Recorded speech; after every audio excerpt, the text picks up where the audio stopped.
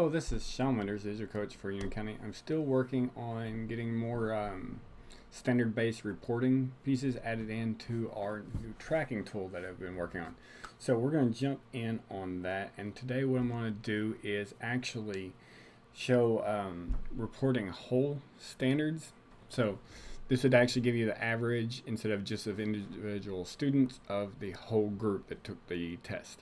And so I'll show a little pieces of that. So just from last time, we did a quiz that had standards attached to the back of it, and then we got our form response, and then I just asked you to copy over this little sheet right here, and it pulled up the results. So we inputted the standards, we made sure the form response right here was matching the name of it, and then it just piped in all the information we needed. It converted the students' answers into correct or incorrect for the standard, and then it averaged out however many questions there were. So what we're going to get today is a breakdown of those individual scores and little pieces like that. So we'll jump over. So I'm going to work off of this other sample that I gave us. It's the same thing, it just has standards built in, and then we have the spreadsheet that goes along with it. I've been fighting this for most of the day today where it's loading up a little slower. So this is just what we did the other day. We did copy of Standard Gradebook. So now what I'm going to do is I've got this new report tool for us where it reports the whole standards, and we're going to copy that. So I'll click the little arrow and I say copy to existing spreadsheet, and hopefully it's on my recent SVG sample. Here we go. Sample of the linear quiz. Select. It's already open, so I don't have to say open it. So you see now down at the bottom I say copy of report of whole students, and it's already pumping in those. So we see I'm getting the average for EE1, EE2, my average for EE3 was 0, and EE5 was 0. So we can jump over here and make sure that was the case. So 3 and 5, nobody got those. And then I actually have a piece over here that's saying EE, which is doing this as a whole group, and I'm going to show you how we can do that using these groups at the bottom here in a second. So all that's happening. Now, if I was to come over here and rename this and take off that copy of, when I jump back over here, I would want to do the exact same thing.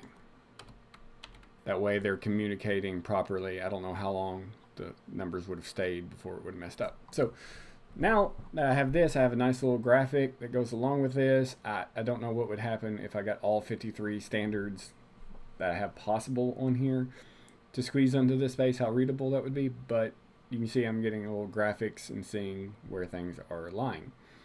What I would like to do now is show how to use this select standard group. So let's say I like this standard, and I'm just going to copy it. This is the only thing you'll have to type on this page.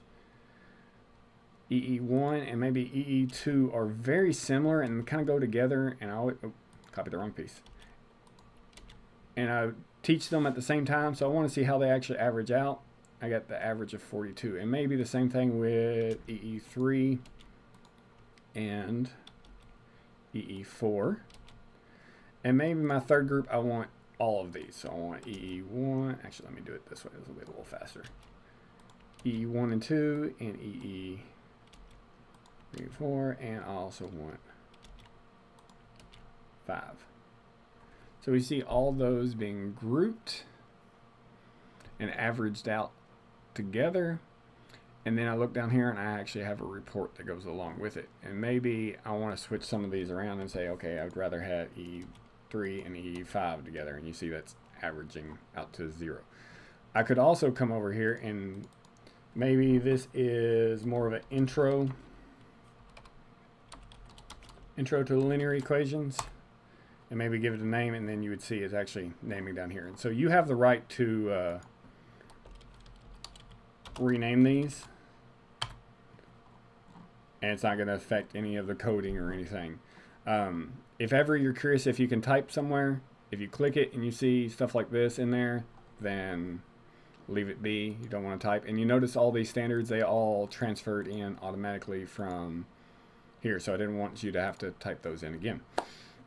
So my next project is going to be working on at-risk students and getting a report from them, and then possibly even going into a kind of a district-wide common assessment where everybody is sharing the same document, and we'll be able to actually sort based on the teacher. So let me know if these tools are helping you out. If you want any additional functions or features added on, just kind of reach back to me.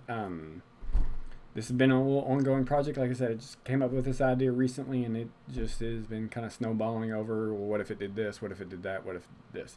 So just keep those things in mind, and let me know what you think about all this. And thank you for your time, guys. Hey, thank you for watching this video. Please click the like button and subscribe so you can stay up to date on any future videos.